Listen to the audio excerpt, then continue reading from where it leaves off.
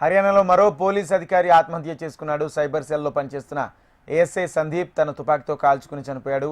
ఇటీవల ఆత్మహత్య చేసుకున్న సీనియర్ ఐపీఎస్ పురాణ్పై సందీప్ అవినీతి ఆరోపణలు చేశారు. ఈ ఆరోపణల నేపథ్యంలో సందీప్ ఆత్మహత్యపై పలు అనుమానాలు వ్యక్తమవుతున్నాయి. ఘటనపై పోలీసులు కేసు నమోదు చేసి దర్యాప్తు చేస్తున్నారు.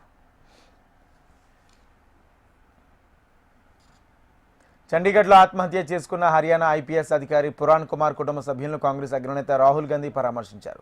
ఐపీఎస్ అధికారి ఆత్మహత్య ఆరోపణలపై బీజేపీ నేతృత్వంలోని హర్యానా ప్రభుత్వంపై ప్రతిపక్షాలు దాడి చేస్తున్న నేపథ్యంలో చండీగఢ్లోని సెక్టార్ 24లోని వారి నివాసాన్ని రాహుల్ గాంధీ సందర్శించారు. పురాణ్ కుమార్ చిత్రపటానికి పూలమాల వేసి నివాళులర్పించారు. ఐపీఎస్ అధికారి కుటుంబానికి న్యాయం చేస్తామని హామీ ఇచ్చారు. పురాణ్ కుమార్ ఆత్మహత్యపై విచారణ జరపాలని రాహుల్ గాంధీ డిమాండ్ చేశారు.